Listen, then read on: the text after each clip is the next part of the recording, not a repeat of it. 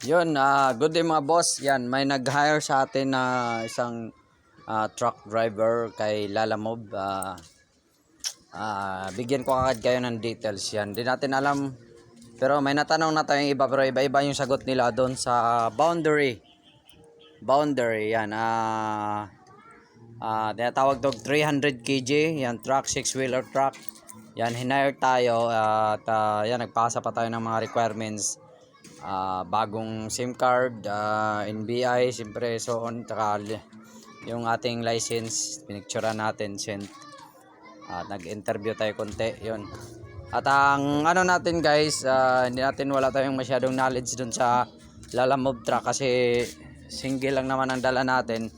Nag-Shopee naman tayo, hindi naman ganon.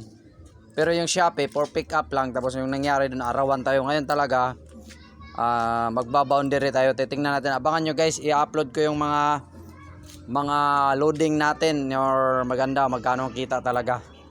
At try natin bumiyahe ng 12 hours, siguro 12 hours try natin bumiyahe kung makahit tayo ng siguro kahit 1,000 kasi may helper tayo at ang usapan namin 700. Yun, abangan nyo ko mga kalala. At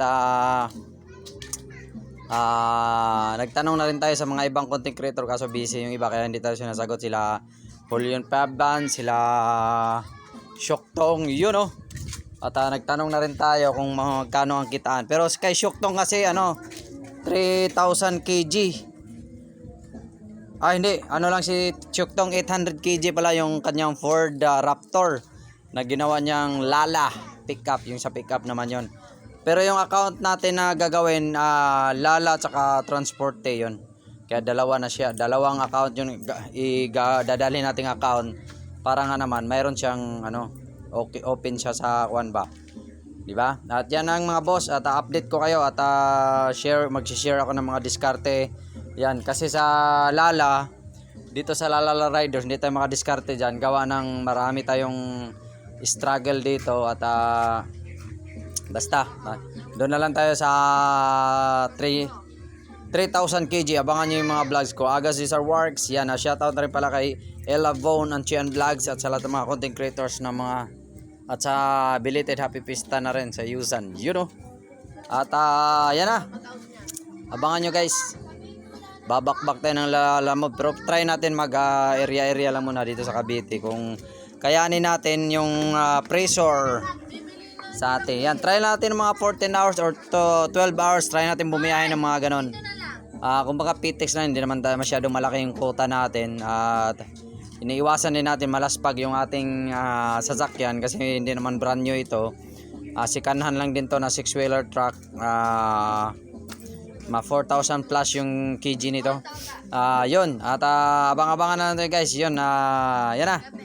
Abang-abangan nyo na tayo, magkita-kita sa highway at sana makapag-content tayo ng maayos. At sana shareable na to tomorrow kung makagawa ng account. Sana ngayon yung boss natin makagawa yan. Shoutout pala kay boss.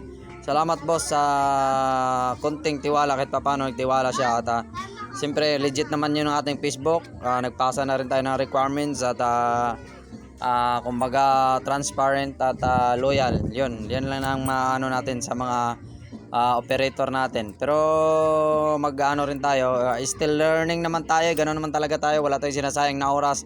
Still learning tayo everyday kahit hindi tayo nag-vlog.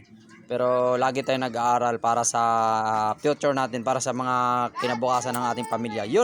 At ingat sa lahat ng mga drivers dyan, na mga tropang naglalala kahit anong kg kayo, kahit ilang GG kayo, kahit ilang motor kayo, shout out sa inyo. At ingat lagi at magdala tayo ng tubig at sobrang init. Pero mayroon akong doon, baka bukas dadalhin ko na rin yung aking electric fan. Yan, try ko ikabit kung kayang i-install doon. Pero gagawan ko ng paraan para kasi medyo may kainitan nga naman. At wala namang aircon yung ating truck kasi sa atin naman din yung gasolina.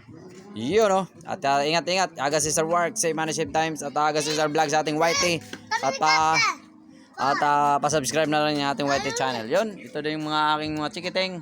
Shout out daw, Chigab, shout out. Yun, Chigab. Shut up. Bagong member namin, Chigab.